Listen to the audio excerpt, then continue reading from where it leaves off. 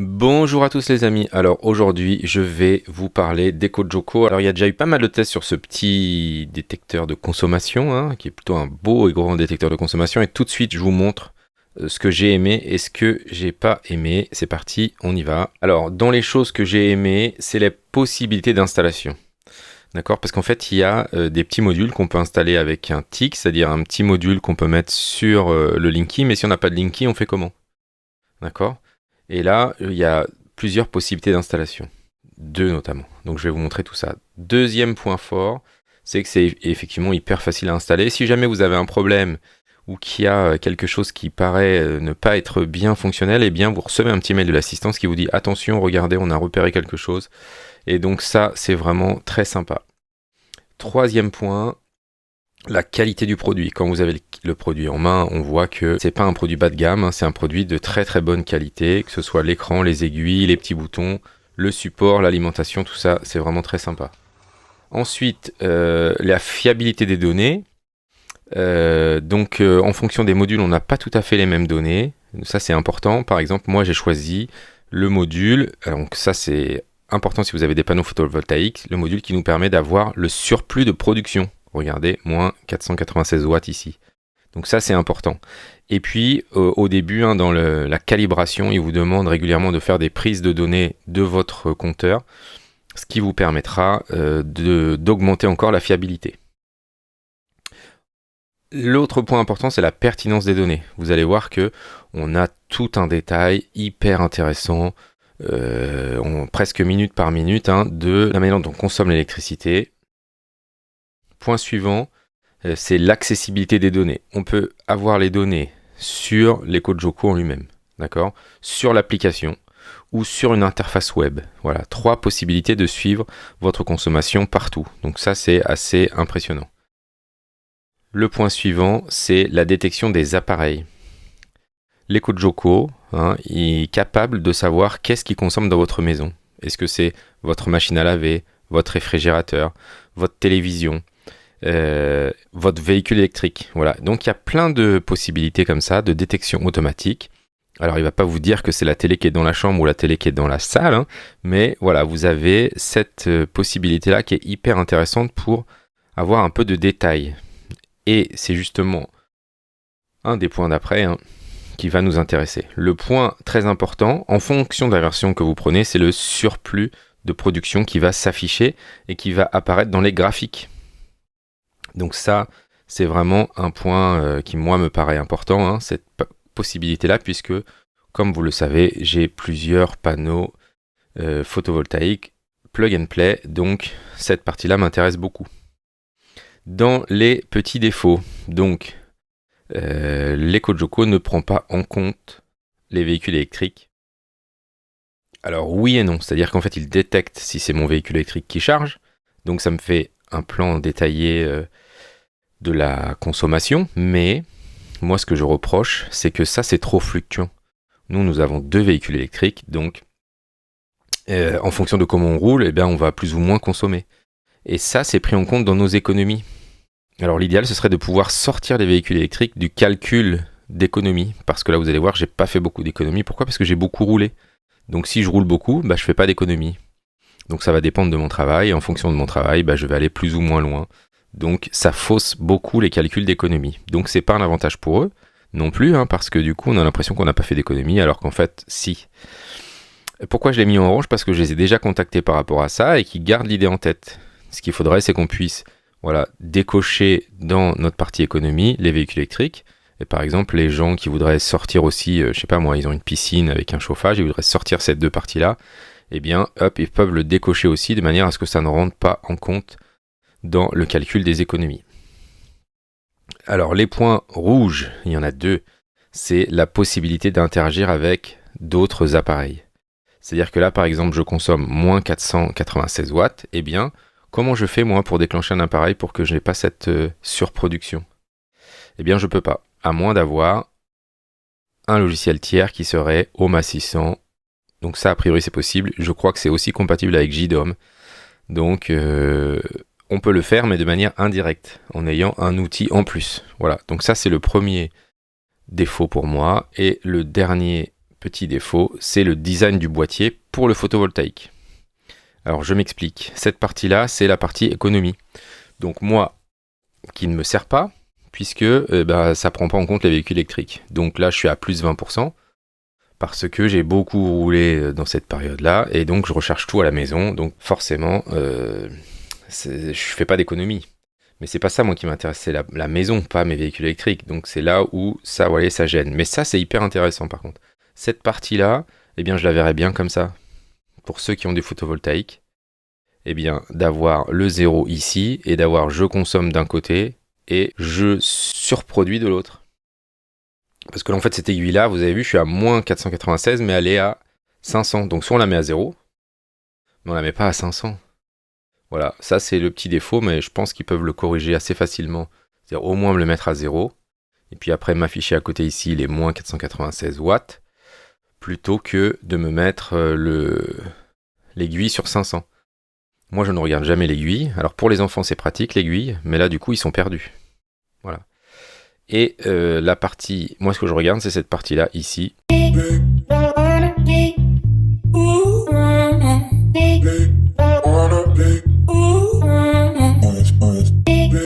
Mais avant de continuer, pensez à vous abonner, mais surtout à activer toutes les notifications pour être informé de la sortie de nos vidéos. Donc si maintenant on revient en détail les points par point. Premier point, les différentes possibilités d'installation.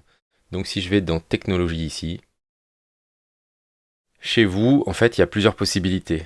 Soit vous avez un compteur Linky, soit vous n'avez pas de compteur Linky. Donc si vous avez un compteur Linky, il y a une petite pince TIC, donc TIC comme ça qu'on peut brancher ici. Si vous n'avez pas de compteur Linky, vous avez un module comme ça.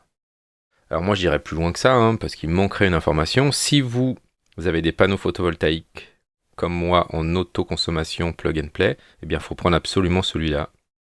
Et si vous n'en avez pas, prenez ça parce qu'en termes d'installation c'est encore plus simple. D'accord ? C'est d'autant... Alors si vous prenez ça, vous n'allez pas avoir le surplus de production. Et puis si par exemple vous avez les panneaux Sonology, le Playmax et que vous avez la pince stick aussi, eh bien du coup vous ne pourrez pas brancher deux pinces stick. Donc c'est pas une bonne idée. Pour moi la meilleure idée c'est ça. Facilité d'installation.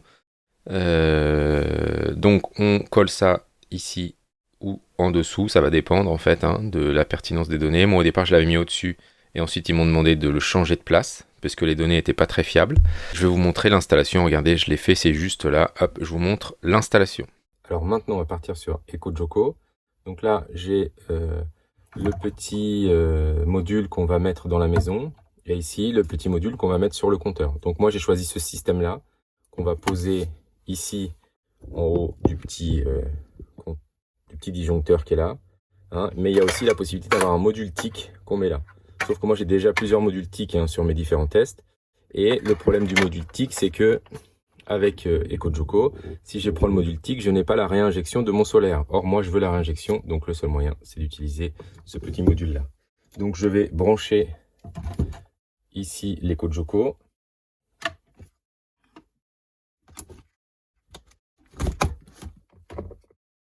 Donc c'est fourni avec un réseau, avec un câble RJ45 qu'on peut brancher directement sur sa box, mais on peut aussi l'utiliser en Wi-Fi. En même temps, j'ai téléchargé l'application EcoJoco que je vais ouvrir et je vais créer un compte. Donc je saisis mon adresse mail. Donc pendant ce temps-là, vous avez l'EcoJoco qui s'est allumé, donc ça met environ 45 secondes à s'allumer. Voilà, l'installation prend environ 10 minutes. Commencer. Donc dans une pièce à vivre. Donc là, je le fais ici moi pour le début. Donc appuyez sur le deuxième bouton rond au-dessus de l'assistant et il va y avoir un code qui va s'afficher. Donc j'appuie sur le bouton du milieu. Voilà, je fais continuer, autoriser l'appareil photo et là du coup je vais scanner le code. Donc ça va se reconnaître automatiquement. Donc soit je vais choisir par câble réseau, soit par Wi-Fi. Moi je vais choisir Wi-Fi. Autoriser l'accès.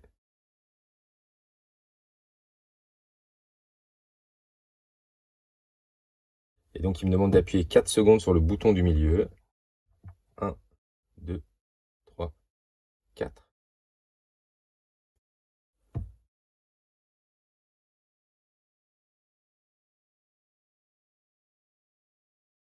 je vais faire continuer, rejoindre EcoJoco.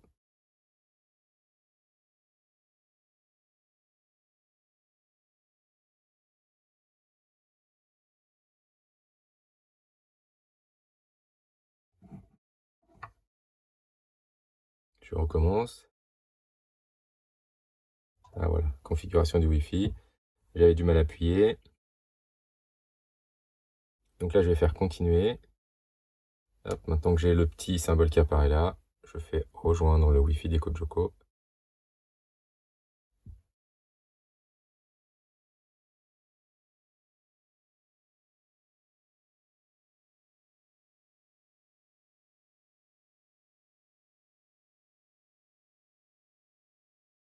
Donc, à quel réseau se connecter? Donc, je vais faire mon petit chez nous 4. Je vais saisir mon mot de passe.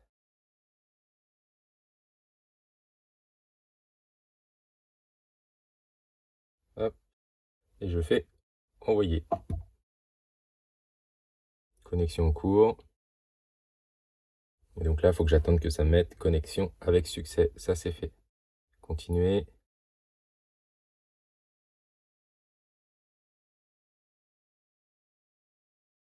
Connexion Internet en cours. Voilà, donc là, on suit tout simplement les indications. Voilà, l'assistant est connecté. Continuer. Et donc maintenant, on va passer à l'autre partie. Donc, il va falloir retirer la petite languette qui est là, qui protège les piles. En fait, là, du coup, c'était pas actif. Ça y est, ça devient actif.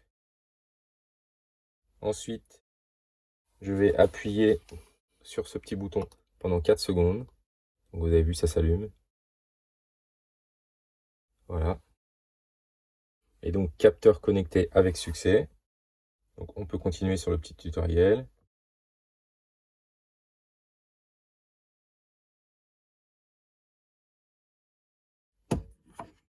Donc là, il me détecte la température, le pourcentage d'humidité. Donc a priori, c'est bon, hein. Maintenant, il faut que je colle ce petit truc-là au-dessus de mon compteur de manière bien centrée. Donc, j'enlève le petit scotch là. Et donc, j'ai ici cette petite partie-là à enlever et que je vais bien coller au-dessus, bien au centre, voilà, de mon compteur. Étirer un peu le fil, hein, de manière à ce que ça prenne les relevés. Ensuite, il me demande de choisir mon fournisseur d'électricité.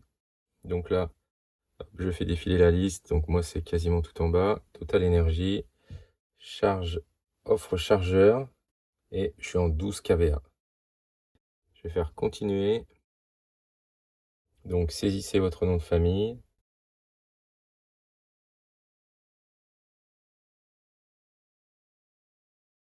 Saisissez l'adresse.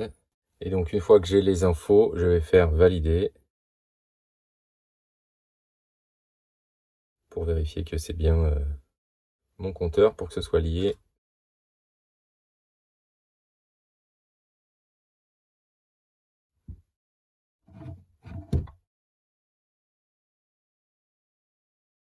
Et donc là, il me dit, ça y est, EcoJoco installé. Et hop, c'est parti. Puissance actuelle, 93 watts. Donc là, au départ, c'est marqué estimation, hein, parce qu'au départ, il fait une estimation et au fur et à mesure, il va se régler pour avoir une puissance la plus fiable et précise possible. Alors, il me reste juste un petit paramètre, hein. Je vais aller dans donc, paramètres, dans production solaire. Et je vais dire que j'ai des panneaux photovoltaïques. Voilà. Donc, je vais rajouter la date d'installation des panneaux et la puissance de mes panneaux. Et je vais rajouter le prix de rachat. Donc moi, je ne fais pas de prix de rachat, mais si jamais vous avez une société qui vous rachète vos kilowatts, eh bien, cela sera comptabilisé dans vos économies. Donc ça, c'est plutôt très malin. On peut, en fonction des différents contrats, s'adapter très facilement. Alors, en termes de fiabilité des données, hein, en fait, dans les mesures ici, voilà, vous allez avoir régulièrement, au début en tout cas, des petites informations qui vont vous demander de faire des relevés de compteur pour être sûr que ça a bien fonctionné. En tout cas avec mon modèle, parce qu'avec le TIC, à mon avis, le module TIC sur le Linky ne vous posera pas la même question. Donc là, on a la fiabilité des données qui est augmentée. Alors en plus d'avoir l'électricité, on a la température, voilà, dans la maison, le taux d'humidité, et éventuellement on pourrait rajouter, saisir une livraison de bois, si vous avez du bois, des granules, etc., et vous utilisez ce mode de chauffage. C'est une possibilité d'avoir aussi un suivi de ce côté-là. Donc en termes d'électricité, on a la consommation par année, par mois, par semaine, par jour, par heure. Alors, regardez, voilà. Donc là, dans la dernière heure, en fait, là, j'ai trop produit, hein, jusqu'à moins 3100 watts. Voilà. Et là, j'ai consommé un peu. Et là, je surproduis encore légèrement sur cette partie-là. Regardez, on peut le voir là. Donc ici, on a les mesures, avec le surplus qui est ici, les heures pleines, les heures creuses. Vous avez vu là, c'est marqué heure super creuse, 2h58. Après, je passe en heure creuse, et là, je passe en heure pleine. Voilà. Ensuite, vous avez les économies. Eh bien, voilà, il est là le problème, hein, c'est que comme j'ai roulé plus que d'habitude, eh bien, voilà, les économies, elles paraissent pas beaucoup. Elles paraissent peu importantes. Donc, si je vais dans le détail, regardez, et que je fais mois par mois, et bien là, comme j'ai beaucoup roulé sur ce mois-là, alors je vais le faire en année, comme ça va être encore mieux. Regardez, depuis que je l'ai installé, hop, j'ai fait des économies, 19 euros, 10 euros, et là, comme j'ai beaucoup roulé, du coup, ça s'écroule les économies. Alors qu'en fait, j'en ai bien fait. Donc c'est pour ça qu'il faut absolument sortir les véhicules électriques pour les gens qui ont des véhicules électriques. Ensuite, l'analyse de la conso. Voilà. Regardez sur cette semaine. Tout ça, c'est mes véhicules électriques. Donc 57% de ma consommation est sur les véhicules électriques. Donc si je ne peux pas les sortir, en fait, à chaque fois, regardez semaine par semaine, c'est très variable. Là, j'avais fait 169 kWh, 166, 79, 109, vous avez vu, 51, donc c'est très très variable, hein. Et donc ça, effectivement, ça fausse beaucoup les données. Si je reviens sur la dernière semaine, voilà, donc mes appareils en veille, ça me coûte 15 euros. Ça m'a coûté 15 euros cette semaine, donc là, je peux travailler dessus. D'accord? Donc un aquarium, une VMC, une TV, une console de jeu, un PC fixe en veille, une TV plasma en veille, une box internet, etc., etc. Donc là, vous avez des aides. Et là, je suis pas bien là, je suis à 71,6. Donc on va supprimer l'appareil et on va supprimer l'aquarium, hein. Et donc on va gagner, si vous avez un aquarium avec une pompe de 150 watts, vous allez gagner 303 euros par an. Ce qui n'est pas rien du tout. Ça coûte cher les petits pichons. Ensuite, si vous avez des choses importantes, vous pouvez recevoir des messages, des notifications. Donc par exemple ici, 15h16, je reçois une notification comme quoi j'ai fait un surplus de production qui est de plus de 400 watts. C'est comme ça que j'ai réglé. Je peux régler une notification dès que j'ai un surplus de production. Je peux recevoir un message. D'accord? Ensuite, on a la possibilité d'avoir des missions. Donc les missions, par exemple sur les veilles, voilà. Débrancher après utilisation les petits appareils qui ont des veilles cachées, ordinateurs, petits électroménagers, à faire sur 7 jours. Donc si je l'ajoute, voilà, petit à petit, vous allez avoir des missions, hein, pour essayer de gagner sous forme d'économie. Parce que c'est pas juste je branche les codes Joko et ça change tout, hein, mais voilà, j'ai plein d'aides au fur et à mesure qui vont arriver pour que je puisse faire petit à petit des économies. Alors je vous conseille de faire ça petit à petit, hein, parce qu'on va pas pouvoir tout faire d'un coup. Hein, on va pas lire tout d'un coup, on va pas tout mémoriser. Donc si par exemple vous avez une piscine, couvrez votre piscine avec une couverture isotherme la nuit et les jours frais, protégez-la du vent à l'aide d'éléments naturels. Donc ça par exemple, ça vous fait faire pas mal d'économies. Ensuite on a des classements, hein, pour ceux qui aiment bien ça, ils ont gamifié un peu le truc.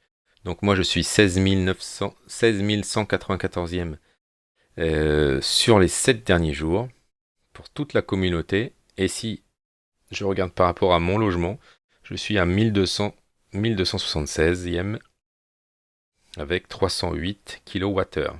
Et ensuite, dans les paramètres, vous avez la possibilité de mettre votre profil de logement. Donc ça, bien sûr, il faudra le remplir. Vous pouvez avoir des infos sur la production d'énergie. Donc c'est pareil, vous avez des données à rentrer ici, notamment si vous revendez l'électricité, ce qui est possible. Et après, dans les paramètres, vous avez le centre de notification, voilà, ce qui vous permet d'être averti. Et donc là, il y a plein de possibilités. Si vous avez une veille en hausse, une veille en basse, si vous avez un record de consommation, si vous avez vos panneaux photovoltaïques qui produisent trop, et bien du coup, voilà, si à partir de 400 watts ça produit trop, je peux mettre par exemple une machine à laver, et bien hop, je règle comme je veux. La machine à laver, c'est 1000 watts. Donc je peux mettre 1000 watts si je veux. Voilà. Ou 500. On imagine que si je produis la moitié, c'est déjà pas mal. Donc là, je suis maintenant sur mon smartphone. Et vous avez vu, j'ai exactement la même interface. Donc avec la possibilité de swiper là pour avoir les informations qui m'intéressent. Donc comme sur les codes Joko. Et je retrouve exactement la même chose. Donc en termes de récupération de données, c'est quand même assez impressionnant.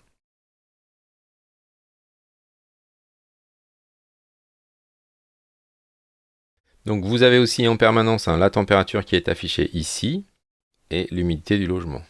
Donc en termes d'offres, donc peu importe le modèle que l'on prend, donc soit avec la TIC, soit avec le détecteur ici, moi je vous conseille de prendre celui-là. En fait, comme ça, si vous faites évoluer au fur et à mesure celui-là, vous êtes tranquille, il vous gênera jamais, contrairement à la petite clé comme ça. Plus simple d'installation, mais plus casse-pied. Donc si votre compteur Linky il est trop loin, ça marche pas. Donc il faut que le compteur Linky soit suffisamment proche. La clé Linky est installée sur un compteur jusqu'à 50 mètres en extérieur, donc 50 mètres c'est pas mal. Mais voilà, souvent le compteur, il est proche de la maison, il est dans la maison, donc c'est l'avantage avec cette partie capteur ici. D'accord ? Ensuite, il y a deux possibilités, donc soit vous le louez, donc sans engagement, donc pour les gens qui veulent essayer, eh bien c'est plutôt une bonne idée, parce que du coup vous allez pouvoir l'utiliser pendant 1 mois ou 2 pour voir si ça vous intéresse, et après si ça vous intéresse pas, il suffit de le rendre, donc vous avez un petit dépôt de garantie de 60 €. Deuxième possibilité, vous l'achetez, donc ça devient rentable si vous le gardez plus de 2 ans, 25 mois, si vous le gardez plus de 2 ans, et bien du coup vaut mieux l'acheter directement. L'avantage de si on l'achète, c'est qu'on peut le revendre, donc voilà, on pourra le revendre. Si on l'achète 200 € et qu'au bout de 2 ans on veut le revendre 100 €, ça fera toujours moins cher que si je l'avais loué. Voilà, donc ça c'est chacun fait comme il le souhaite, mais voilà les différentes offres sur le EcoJoko. Donc pour conclure, moi je trouve que c'est vraiment un très très bon appareil. Voilà, les seuls défauts, ça va être ça, la prise en compte des véhicules électriques. Mais à mon avis, ils vont faire un effort sur ça, et pour moi en tout cas, dès qu'ils vont changer cette partie-là, ça va tout changer. La possibilité d'interagir avec d'autres appareils, on peut la compenser par Home Assistant, même si ça nous fait ajouter quelque chose de supplémentaire. Et puis le design du boîtier, moi je pense que déjà s'ils mettent le -500 à 0, ce sera plus compréhensible que de le remettre comme ça à 500. Voilà. Et du coup cette partie-là, elle va devenir utilisable s'ils enlèvent cette partie-là. C'est l'outil idéal, donc avec un engagement financier un peu plus important que les autres solutions que je vous ai présentées. Mais par contre, en termes d'analyse, voilà, aucun des appareils que je vous ai présentés pour l'instant n'avait autant de fonctionnalités que cet EcoJoko, qui est pour l'instant le top du top de ce qui existe. N'hésitez pas à faire des retours par commentaire sur les économies que vous avez faites, les économies que vous avez réalisées. N'hésitez pas à nous faire des petites captures d'écran, ça pourrait être très sympa. Et si vous voulez rajouter quelque chose, eh bien c'est toujours pareil dans la partie commentaires de la vidéo. Je vous dis merci à tous et à bientôt. Merci à tous d'avoir regardé la vidéo et n'oubliez pas de vous abonner et de liker celle-ci, mais vous pouvez aussi retrouver tout un tas d'informations sur notre blog sur testmatos.org. Merci à tous et à bientôt.